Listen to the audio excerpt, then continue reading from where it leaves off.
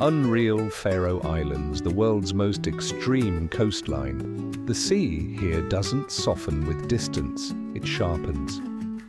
18 islands rise from the North Atlantic, where wind, rock, and water have never agreed to a truce. Cliffs fall straight into the ocean without warning. Fog swallows entire valleys in minutes. And somewhere between the storms, life has found a way to stay. This is the Faroe Islands, a place shaped less by comfort than by defiance. Millions of years ago, layers of volcanic basalt built these islands upward from the seabed, cooling into the flat-stepped cliffs that now define the coastline. Glaciers later carved the valleys, leaving behind steep fjords and narrow sounds where the sea all pushes deep into the land.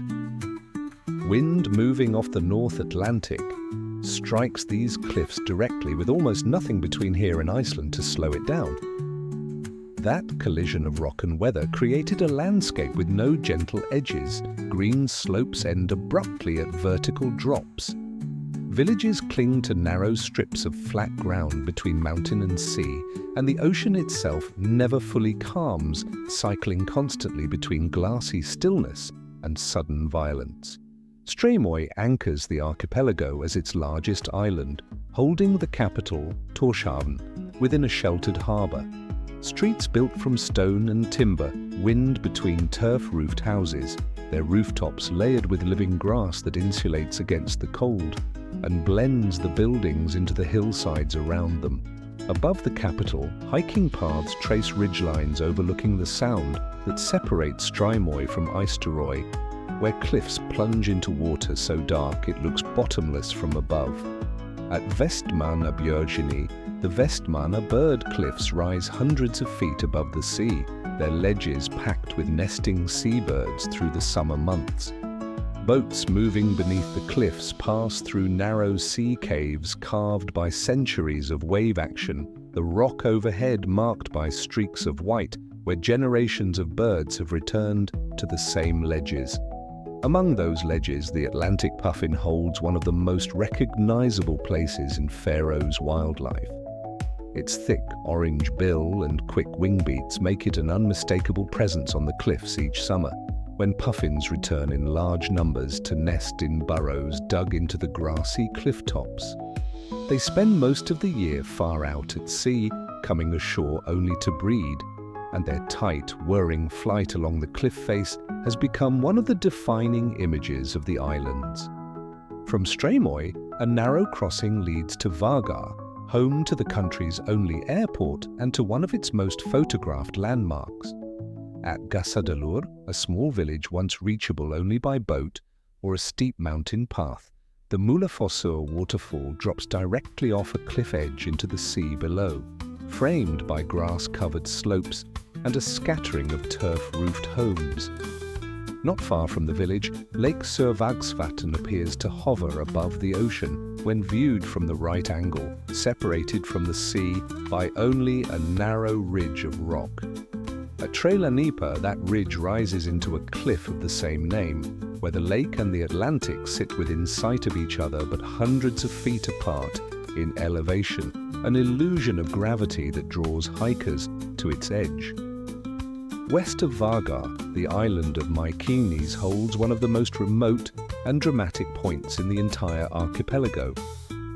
Reachable only by boat or helicopter, and only in calm weather, the island narrows toward its western tip, where a lighthouse stands on a small islet, connected by a footbridge above crashing surf.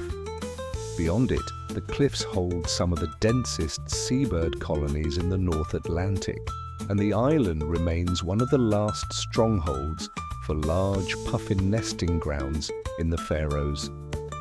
The journey east leads toward Kalsoy, a long, narrow island nicknamed the Flute for the tunnels drilled straight through its mountains to connect isolated villages. At its northern tip, the Kalur lighthouse stands on a high, narrow ridge with steep drops on both sides, overlooking neighboring islands scattered across the sea like stepping stones. Further south, Suðuroy holds a quieter, more weathered character, its coastline carved into sea stacks, arches, and narrow inlets shaped by centuries of relentless surf. Fishing villages built into the hillsides reflect a way of life still closely tied to the sea, where boats remain a primary connection between isolated communities.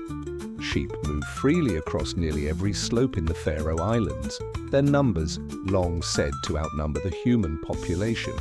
Hardy and sure-footed, they graze steep hillsides that would be difficult for most other livestock to navigate, and their presence has shaped both the landscape and the name of the islands themselves, believed to derive from an old Norse word for sheep. Faroese culture carries the weight of its Norse origins.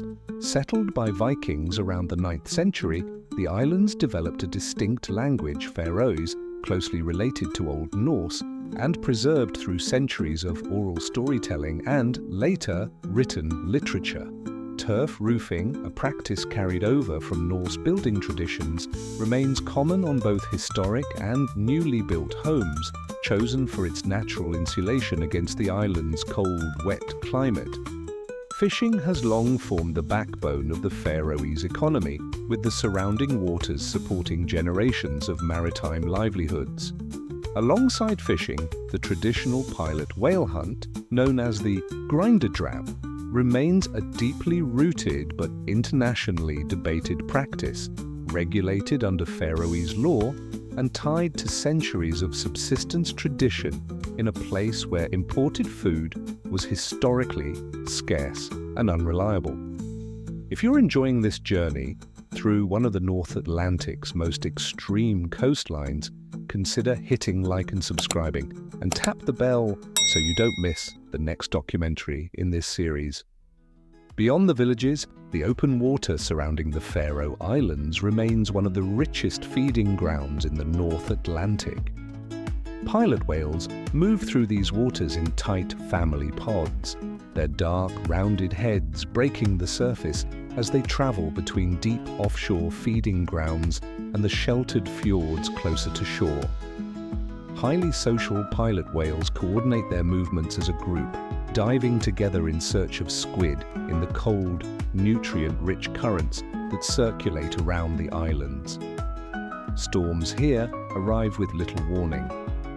The same North Atlantic currents that bring nutrients to the surface also fuel sudden, violent weather systems capable of turning a calm fjord into churning whitewater within the hour. Locals rid the sky and the wind with practiced familiarity, adjusting fishing trips, ferry schedules, and even short hikes around conditions that can shift entirely in the space of an afternoon. That unpredictability defines nearly every part of life on these islands. Roads wind through short tunnels blasted directly through mountains, connecting villages that would otherwise remain isolated for days at a time during heavy weather. Undersea tunnels now link some of the larger islands, engineering achievements built specifically to counter the isolation that has shaped Faroese communities for centuries. And yet, isolation has also preserved something increasingly rare. Villages here remain small, tight-knit, and largely self-sufficient, with strong community ties built around fishing, farming, and shared reliance on unpredictable weather. Traditional music, storytelling, and craftsmanship persist alongside modern life, carried forward by a population of roughly 54,000 people spread across a landscape that offers very little flat, easy ground to build on. As the light shifts late in the evening, the cliffs along Streymoy's western coast catch the last colour of the day, the sea below shifting from steel grey to deep gold before fading into darkness. It is a landscape built entirely on contrast, brutal one hour and breathtaking the next, offering no guarantee of calm but rewarding those who stay long enough to see it. The sea here still doesn't soften, but somehow, against every reason it shouldn't, life on these islands has never stopped holding on.